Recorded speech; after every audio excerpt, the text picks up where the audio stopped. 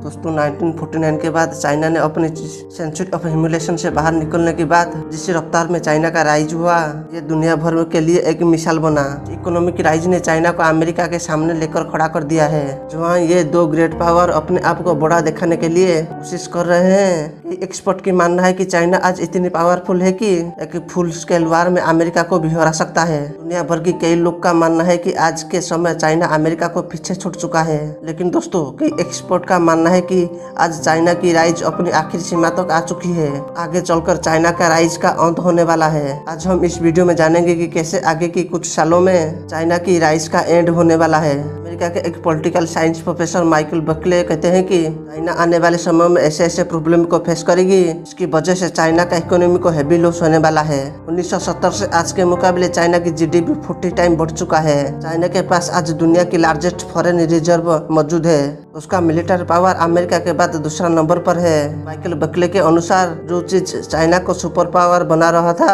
वो आज चाइना की राइज को खत्म करने की कोशिश कर रहा है। चाइना के अंदर नेचुरल रिसोर्सेज की बहुत ज्यादा कमी पड़ना, आज के समय 50% चाइनीज नदियां गायब हो चुके हैं और रैपिड ग्रोथ के द्वारा ज्यादा पॉपुलेशन चलते हुए 50% ग्राउंड वाटर जहरीला हो चुका है। उनका गवर्नमेंट उसे अनफिट पर ह्यूमन कॉन्टैक्ट घोषित कर दिया है। इसी रैपिड ग्रोथ के कारण आज चाइना दुनिया की सबसे बड़ा एनर्जी इंपोर्टर कंट्री बन गया है और चाइना में आज फूड सिक्योरिटी बहुत ज्यादा खराब है। रैपिड ग्रोथ की वजह से चाइना मासिव केमिकल फर्टिलाइजर के इस्तेमाल करने की वजह से आज चाइना की 40% खेती की जमीन नष्ट हो चुके हैं, की वजह से चाइना आज एग्रीकल्चर प्रोडक्ट के लिए दूसरे देशों के ऊपर निर्भर करती है। इसके अलावा चाइना ज्यादा डेवलप होने की वजह से भारत की तुलना में चाइना 3 गुना ज्यादा एनर्जी कंजप्शन करती है। इसके अलावा चाइना में नेचुरल डिजास्टर 3 गुना बढ़ चुका है। रिपोर्ट के अनुसार चाइना की वन चाइल्ड पॉलिसी के तहत चाइना में 2020 से लेकर 2050 के अंदर 18 करोड़ युवा वाकर की कमी हो जाएगी। साथ ही 20 करोड़ से भी ज्यादा बूढ़े लोगों की आबादी की वजह से चाइना की इकोनॉमी के ऊपर बुरा प्रभाव पड़ेगी। ये इंडिया की तुलना में उल्टा है। जब इंडिया 2050 तक एक यंगेस्ट नेशन कंट्री में गिना जाएगा,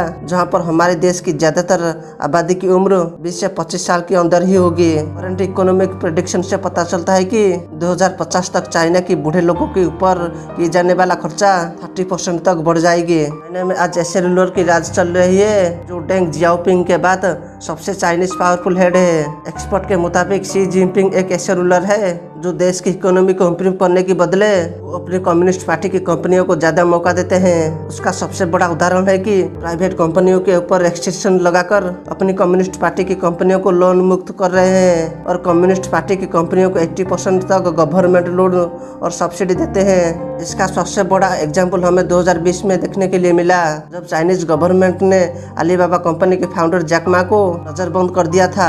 साथ ही जैक मा की दूसरी कंपनी एंट फाइनेंस कंपनी के ऊपर सैंक्शन इम्पोज कर दिए थे। एंट फाइनेंस कंपनी $37 बिलियन की थी, जबकि दुनिया भर के इन्वेस्टर इस कंपनी में अपने शेयर खरीदे थे, लेकिन इस कंपनियों को पॉलिटिकल स्वार्थ के लिए इसे डुबा दिया गया। ऑनलाइन स्टडी या के टेक एजुकेशन में भी चाइनीज गवर्नमेंट की पकड़ काफी अच्छी है।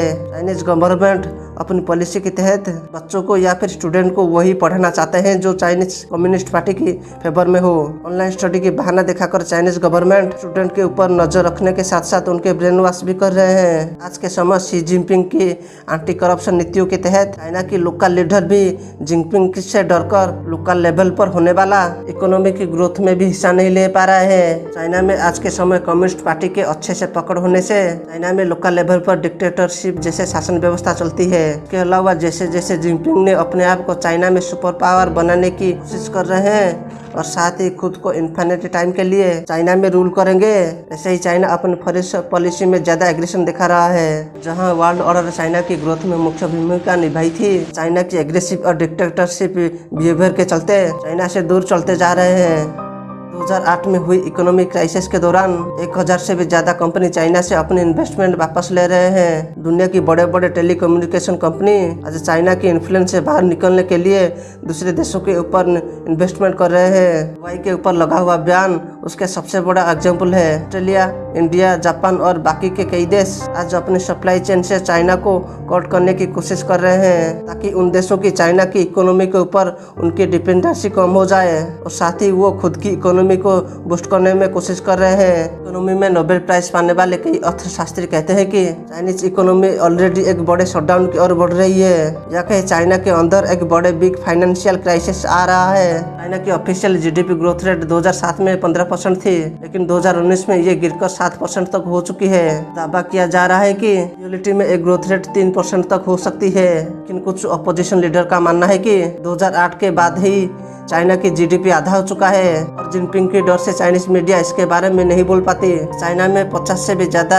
घोस्ट सिटी है, यानी ऐसे अर्बन सिटी जहाँ पर बड़े बड़े बिल्डिंग और हाईवे तो है, लेकिन वहाँ पर कोई इंसान भी नहीं रहता है। आज के समय चाइना की 2/3 इंफ्रास्ट्रक्चर प्रोजेक्ट इतनी ज्यादा दुर्दशा में है कि उन प्रोजेक्ट से कोई भी पैसा भविष्य में वापस नहीं आएगी। इसका सबसे बड़ा नतीजा होगा कि चाइना की टोटल नेशनल और इंटरनेशनल कर्ज 2008 की तुलना में 2020 में 8 गुना हो चुका है। इकोनॉमिस्ट कहते हैं कि इस तरह के कर्ज की वजह से कई देश कंगाल हो चुके हैं, जैसे पाकिस्तान और वेनेजुएला। इस तरह की अवस्था को इकोनॉमी में इन्वेस्टमेंट लेड बबल कहते हैं। यदि चाइना में इस तरह की इवेंट होती है, पूरे देश की इकोनॉमी एक लंबे समय तक कंगाल हो जाती है। इस तरह की इवेंट 1929 में यूएस में हुआ था, जिसे द ग्रेट डिप्रेशन कहा जाता है।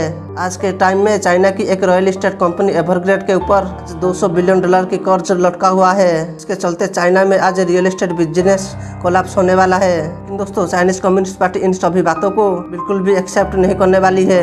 जिनपिंग रैपिड ग्रोथ को टेक्नोलॉजिकल इनोवेशन और मासिव रिसर्च एंड डेवलपमेंट में रिन्यू करना चाहते हैं, लेकिन 2006 के बाद ही भले ही